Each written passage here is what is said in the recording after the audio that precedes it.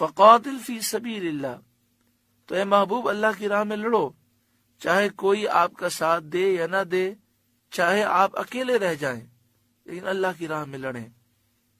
اللہ اکبر۔ صدر الافاضل مولانا نعیم الدین مراد آبادی علیہ رحمہ اس پر تفسیری حاشیہ کیا لکھتے ہیں؟ تو اے محبوب اللہ کی راہ میں لڑو کے تحت لکھتے ہیں خواہ کوئی تمہارا ساتھ دے یا نہ دے اور تم اکیلے رہ جاؤ۔ مسلمان کو یہ پرواہ نہیں کرنی چاہیے کہ حق میں کون میرا ساتھ دے گا۔ حق پر انسان قائم رہے اور حق کے لیے اپنا سب کچھ قربان کرے۔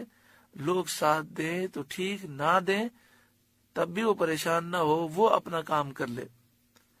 لا تکلف الا نفسک، آپ تکلیف نہ دیے جائیں گے مگر اپنے دم کی، صرف خود اللہ کی راہ میں نکل جائیں، آپ اسی کے مکلف ہیں، اور دوسروں کو ترغیب دلائیں۔ اگر لوگ نہیں نکلتے تو وہ خود اس کے ذمہ دار ہیں۔ وحرد المؤمنین، اور مسلمانوں کو آپ آمادہ کریں، یعنی آپ جہاد کی انہیں تبلیغ کریں۔ اگر مسلمان جہاد کے لیے نہ نکلیں تو آپ نکل جائیں، آپ صرف اپنی جان کے مکلف ہیں۔ شان نزول بدر صغرا کی جنگ۔ بدر صغرا سے مراد ہے، ایک تو 17 رمضان کو 2 ہجری میں بدر کے میدان میں جو غزوہ بدر ہوا، جس میں 70 کافر مارے گئے اور 70 گرفتار ہوئے اور 14 مسلمان شہید ہوئے، اسے کہتے ہیں بدر کبریٰ۔ پھر اس کے بعد احد شریف کی جنگ ہے۔ احد شریف کی جنگ سے جب ابو سفیان واپس ہو رہے تھے، اس وقت وہ ایمان نہیں لائے تھے اور کافروں کے سردار تھے، تو انہوں نے نبی اکرم صلی اللہ علیہ وآلہ وسلم سے کہا ہم احد کے میدان میں آپ لوگوں سے بدلہ لینے کے لیے آئے تھے، لیکن ابھی ہمارا بدلہ پورا نہیں ہوا۔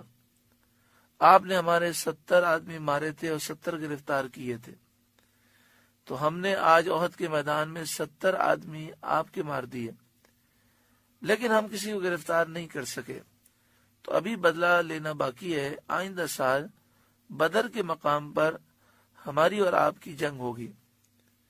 تو نبی اکرم صلی اللہ علیہ وآلہ وسلم نے انشاءاللہ فرمایا۔ جب اس کا وقت آ پہنچا تو رسول کریم صلی اللہ علیہ وآلہ وسلم نے وہاں جانے کے لیے لوگوں کو دعوت دی۔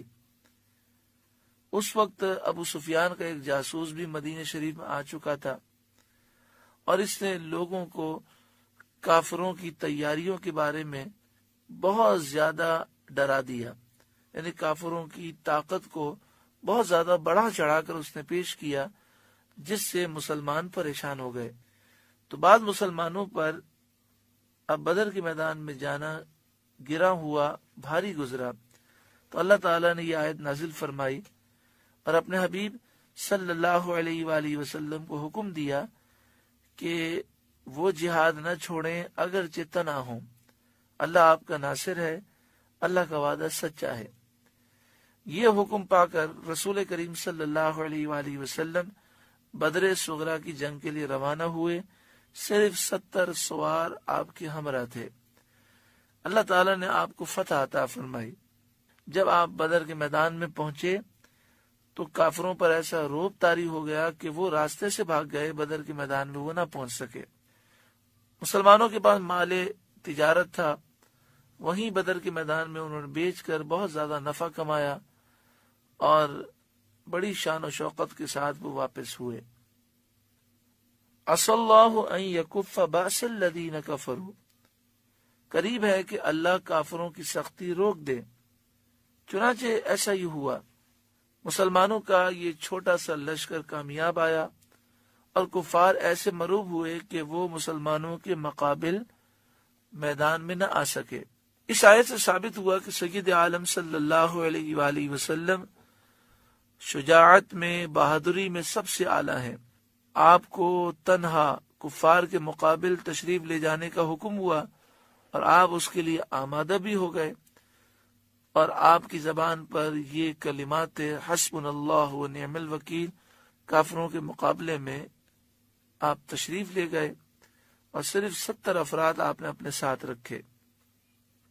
صحابہ کہتے ہیں کہ میدان جنگ میں آپ اس جگہ پر کھڑے ہوتے جہاں پر بڑے سے بڑا بہادر بھی کھڑے ہونے میں خوف محسوس کرتا۔